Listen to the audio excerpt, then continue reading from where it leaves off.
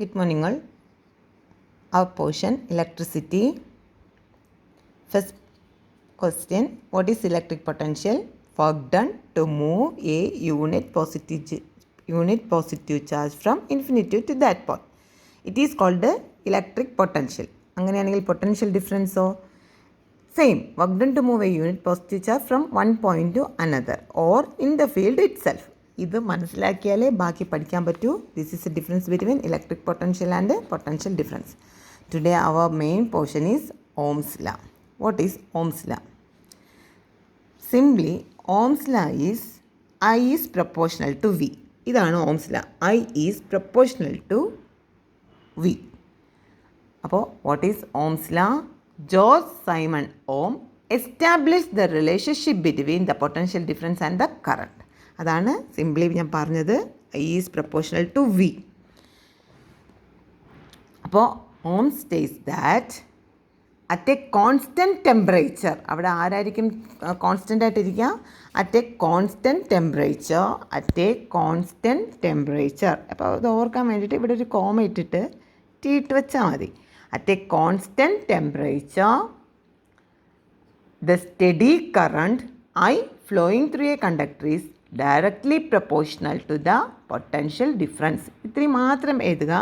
Current I is proportional to its potential difference. എവിടെയായിരിക്കണം? At constant temperature current flowing through a conductor is directly proportional. അപ്പോൾ current flowing through a conductor is directly proportional to its potential difference.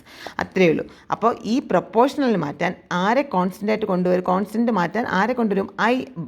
1/r കൊണ്ടുവരും. അപ്പോൾ 1/r കൊണ്ടുവരുമ്പോൾ ഇങ്ങനെയാണ് convert ആവുക. I is equal to 1/r v. Cross multiply ചെയ്യുക. IR is equal to v or V is equal to IR. ഇതാണ് V is equal to IR. This is Ohm's ലാ.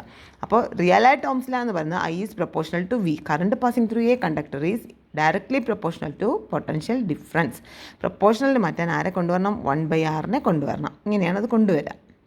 അപ്പോഴത്തേക്കും Ohm's ലാ കിട്ടും. അടുത്ത ലാസ്റ്റ് ക്വസ്റ്റ്യൻ എന്ന് പറയുന്നത് ഇതിനകത്തുള്ള മാത്രം റെസിസ്റ്റൻസ് ഓഫ് എ മെറ്റീരിയൽ.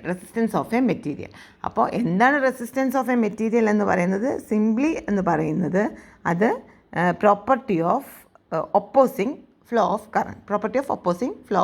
പറയുന്നത് the resistance of a conductor can be defined as the ratio between the potential difference across the end of the conductor and the current flowing through it.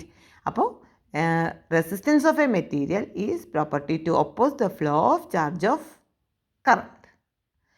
അപ്പോൾ Ohm's ലായിൽ പറയുന്നത് the resistance of a conductor can be defined as the ratio between the potential difference across the ends of the conductor and the current flowing through it. ഇതാണ് നമ്മൾ simply എന്ത് ചെയ്താൽ V/I = R എന്ന് എഴുതുക.